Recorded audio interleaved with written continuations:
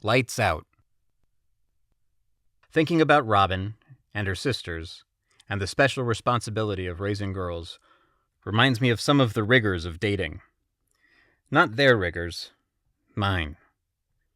What can possibly prepare a father for that intense moment when the doorbell rings and a handsome and suspect 6-footer says he's there to pick up your precious child?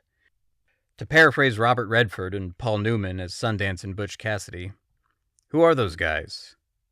They were also talking about a relentless posse. Those guys, no matter how familiar, were strangers. Sometimes the girls had them drop by in advance to introduce themselves, but they remained strangers. How to really know them, how to trust them. At first, they were groups, but then, too soon, they were actual dates. Two libido-driven young people, alone somewhere, doing God knows what with and to each other. But what if no one called or asked them for a date? My girls. How could they not be noticed, singled out, favored? Either way, fathers are forced to improvise. Getting home by a certain time or calling to check in if they were detained. That was a no-brainer, and my girls cooperated. Coming home early enough to park out front for a while was something else.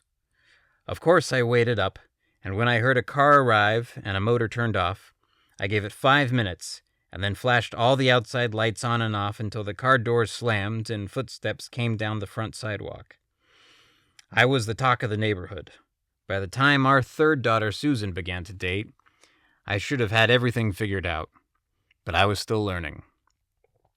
Once, we inadvertently overheard a phone conversation suggesting that one of our girls was sneaking out at night to meet a friend's house for making out and sampling grass. This was a new one on me. I debated with Deborah and myself, then I confronted the offender. Reluctantly, she gave up the names of the participants. I called every parent and invited them over to compare notes. We didn't know many of them, and they were clearly surprised at the invitation. I thought they took the news of their kids' mischief with relative calm. Apparently, one of the boys at the clandestine event was older than the others, and I felt particularly keen about his presence. A mother who knew him said she doubted he was involved and was sure he'd deny it. For one fanciful moment, I imagined that they were having a thing, like Cloris Leachman and the high school kid in the Last Picture Show. The next day, early, before school, I called the boy and told him that unless he leveled with the woman who defended him, I was going to have him arrested for statutory rape. What could have possibly possessed me? And how could he possibly have believed it? He must have been pretty scared. That's what I wanted, of course, and to demonstrate to the woman that what our daughter had told us was the truth. I instructed the kid to have the mother call me to confirm his confession. She did so, and within the hour.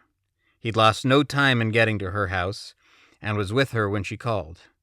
She seemed annoyed with me for having threatened this boy she'd so misguidingly trusted. Did I do the right thing? Who knows? Do I regret it? Not really. Maybe I was just trying to outsmart that smart-ass kid who tried to take advantage of other younger kids, especially the girls, and of me in a way. Maybe I was overcome with altruism or hubris. Regardless, I remember feeling comforted afterwards, as if I had thrown a protective cloak over my children, over everyone's child.